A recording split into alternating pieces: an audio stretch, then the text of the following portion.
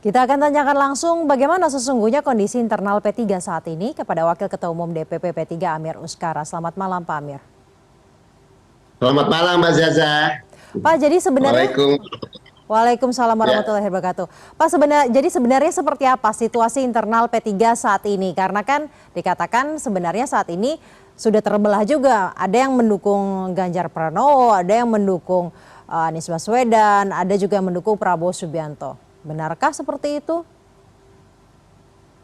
Kalau dari sisi struktur saya kira begitu ada pernyataan dari Pak Arsul, kita di DPP langsung melakukan komunikasi dengan seluruh DPW seluruh Indonesia, dan ternyata kabar yang disampaikan Pak Arsul itu ternyata tidak terjadi di internal partai, bahwa kami di P3 secara internal itu memang secara organisasi taat kepada putusan organisasi, yaitu melalui musyawarah kerja nasional, bahwa untuk P3 kerjasama politik yang kita bangun bersama PDIP adalah sebuah komitmen. Artinya kita sudah berkomitmen bahwa P3 mendukung Ganjar Pranowo. Itu sudah menjadi sebuah keputusan. Putusan kedua yang kemarin kita sepakati adalah memperjuangkan. Jadi Ketua Umum diberikan kewenangan untuk memperjuangkan Pak Sandi Uno sebagai Ketua Bapinu Nasional untuk bisa dijadikan wapres dari Pak Ganjar Pranowo. Jadi yang namanya keputusan untuk mendukung Pak Ganjar dengan kewenangan yang diberikan kepada Ketua Umum untuk memperjuangkan Pak Sandi tentu beda skalanya. Nah, kalau misalnya dianggap ada di internal, ada diskusi-diskusi, saya kira kalau diskusi warung kopi pastilah ada. Tapi kalau namanya di internal struktur, saya kira kita sudah langsung cek sampai ke bawah, tidak ada satupun struktur yang berbeda pandangan dengan apa yang sudah kita putuskan. Jadi saya kira ini sekaligus sebagai klarifikasi saja bahwa di Partai Persatuan Pembangunan yang namanya keputusan partai itu pasti kita akan pegang. Tapi kalau misalnya ada kader atau apalagi kalau misalnya dia masuk di struktur kemudian tidak ikut dengan keputusan partai, ada mekanisme yang kita berlakukan di internal partai. Baik Pak Amir, itu kan tadi dinyatakan secara organisasi, namun secara individu bagaimana? Dan tadi juga Pak Sandiaga mengatakan bahwa sebagai ketua Bapilu ya, Bapilunya P3 saat ini pada saat turun ke lapangan menemukan bahwa memang belum semuanya tegak lurus para kadernya. Dan menjadi PR Pak Sandi yang mengatakan ini menjadi PR-nya Pak Sandi, bagaimana di bawah bisa solid. Berarti saat ini sebenarnya tidak dong Pak, para kadernya. Kalau kita cerita kader, saya kira memang kalau misalnya dari jutaan kader Partai Persatuan Pembangunan kemudian ada satu dua yang kemudian punya pikiran lain, kita juga harus bisa maklumi. Misalnya saja, karena misalnya ada kedekatan emosional dengan salah satu capres yang ada, ya tentu kita harus bisa memaklumkan sepanjang dia sekali lagi, yang pertama dia bukan dalam struktur. Kalau dia kader biasa tentu kita akan berusaha merangkul seperti apa kata Pak Sandi. Kalau ada kader yang sampai sekarang misalnya belum tegak lurus untuk mengikuti apa yang menjadi keputusan partai, tentu kita akan merangkul. Tapi kalau misalnya dia struktur, ada mekanisme. Dia sebagai kader juga ada mekanisme. Nah, untuk yang ada, saya kira Mbak Siasa paham lah. Misalnya kemarin ada yang membentuk KIB, kuning, biru, hijau misalnya. Ya di situ juga ada kader P3, tapi kan kita harus melihat bahwa biasanya kader-kader yang melakukan kegiatan-kegiatan di luar struktur partai itu mereka yang memang misalnya tidak terpakai lagi di partai, atau mungkin sebenarnya dia hanya merasa kader tapi sebenarnya bukan kader partai lagi. Karena banyak juga sekarang dengan musim pindah-pindah partai, ada juga yang sudah pindah partai masih kalau bicara di media masih mengaku sebagai kader P3 padahal sebenarnya dia bukan lagi kader P3. Tentu ini harus kita maklumkan, namanya dinamika politik menjelang Pilpres pastilah banyak akrobat-akrobat yang dilakukan untuk masing-masing mendukung calon. Tapi sekali lagi saya pertegas bahwa kita di internal secara struktural dan bahkan kader-kader semua kita berusaha merangkul secara utuh bahwa P3 sekarang ini prosesnya adalah mendukung Ganjar. Kemudian yang kedua, kita sudah serahkan ke Ketua Umum untuk memperjuangkan. Kata-kata memperjuangkan ini kita berusaha secara maksimal. Baik Pak Amir, penyebab dari adanya isu yang terkuak bahwa P3 ini tidak semuanya tegak lurus, salah satu penyebabnya karena ada isu Sandiaga tidak jadi terpilih menjadi cawapres Ganjar. Benarkah demikian?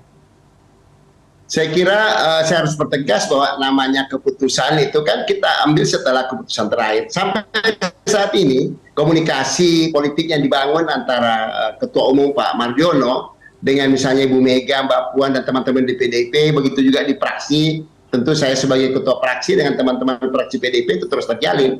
Sehingga sebelum ada keputusan kita tidak boleh berandai-andai bahwa Pak Sandi nggak dipakai oleh, nggak akan dijadikan wapres oleh Pak Ganjar karena Bu Mega dan lain-lain. Karena sampai saat ini informasi dan komunikasi yang kita bangun, Pak Sandi masih masuk calon kandidat untuk wapres. Jadi sebelum ada keputusan saya kira kita tidak berandai-andai lah Mbak Syahsa. Tapi kalau misalnya ada calon capres lain yang kemudian menggoreng isu-isu untuk mendapatkan simpati dari P3, saya kira itu wajar lah, namanya dinamika pasti ada. Gitu Mbak Syahsa. Baik, berbicara mengenai komunikasi, Pak Arsul juga mengatakan bahwa komunikasi yang terjalin baik-baik saja sebenarnya dengan PDIP. Tapi bukan masalah komunikasinya, apakah dalam komunikasi tersebut diajak bicara mengenai penentuan cawapres itu sebenarnya Pak? Konteksnya, ya, saya kira kalau untuk persoalan cawapres Mbak Syahsa, sampai saat ini sekali lagi komitmen yang kita bangun dengan teman-teman di PDIP bahwa sebelum ada keputusan pastilah P3 akan diajak bicara terkait dengan cawapres. Bahwa kita sudah mengajukan calon, iya, karena itu secara resmi kita ajukan untuk membicarakan sebagai salah satu kandidat Pak Sandi. Nanti sebelum keputusan saya yakin dan percaya bahwa pasti apakah itu Pak Mardiono atau mungkin secara utuh pengurus-pengurus teras partai diajak diskusi, itu pasti. Kita sangat yakin itu karena Ibu Mega sendiri mengatakan kita akan bicarakan secara bersama-sama. Jadi kalau misalnya ada yang mengatakan bahwa karena kita ditinggal atau lain-lain, saya kira itu karena kurang komunikasi aja. Karena secara komunikasi yang dibangun baik itu antara Ketua Umum Pak Mardiono dengan Bu Mega, dengan Pak Puan, dan kami juga dengan teman-teman di PDIP tetap terjalin sampai saat ini. Belum ada yang mengatakan bahwa sudah ada keputusan dari Bu Mega. Baik, jadi kerjasama antara P3 dan PDIP ini tidak berat sebelah ya? Tidaklah. Sampai saat ini saya kira kami merasa sangat dihargai karena komunikasi itu kita dudukkan dalam posisi setara. Jadi posisi antara P3 dan PDIP sesuai dengan komitmen kita bangun, kita duduk sebagai satu partai yang berbeda tapi membangun sebuah kerjasama politik. Jadi penentu terakhir bukan Bu Mega ya, Pak Amir? Saya yakin sebelum Bu Mega memutuskan pasti akan membicarakan dengan P3. Baik, kemudian Pak Amir mengenai tadi angan-angan sesuatu yang belum terjadi. Tapi kan yang namanya politik itu harus ada hitungannya, pasti ada hitungannya. Jika nanti Sandi tidak terpilih, akankah tetap komitmen dengan hasil Rapimnas terakhir? Saya kira tadi saya sudah jelaskan bahwa Rapimnas itu sudah memutuskan. Jadi yang namanya keputusan tentu tidak akan kita rubah. Keputusan dukungan terhadap Ganjar sebagai cawapres. Persoalan Sandi itu kita memperjuangkan. Jadi memang beda Mbak antara keputusan kita untuk mendukung Ganjar itu adalah sebuah keputusan final dari P3.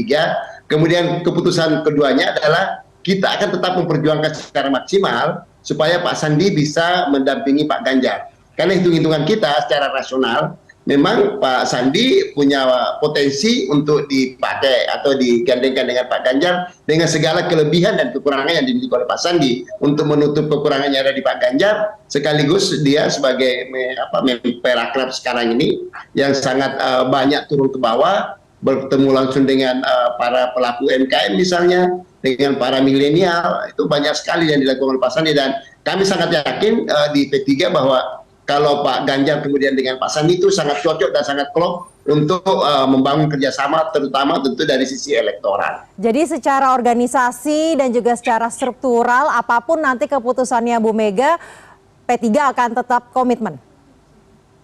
Ya, saya kira kalau persoalan capres sudah selesai. Baik.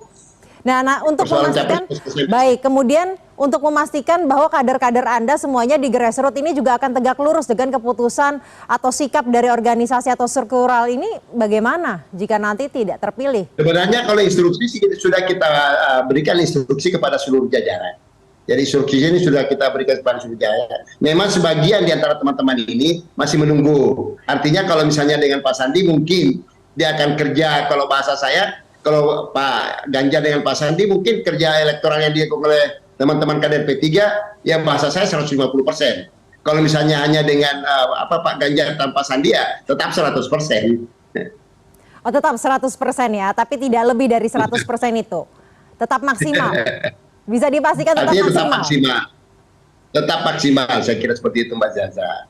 Baik, terima kasih Pak Amir Uskara. Kita akan menantikan ya bagaimana mengenai cawapres ini ya. Pak Amir Uskara, terima kasih telah bergabung bersama kami Ya, malam dan hari ini. kalau kita di P3 sih tetap juga berdoa mudah-mudahan Pak Ganjar memilih Pak Sandi sebagai Ketua Bapilu Nasional kita. Baik, terima kasih Pak Amir Uskara telah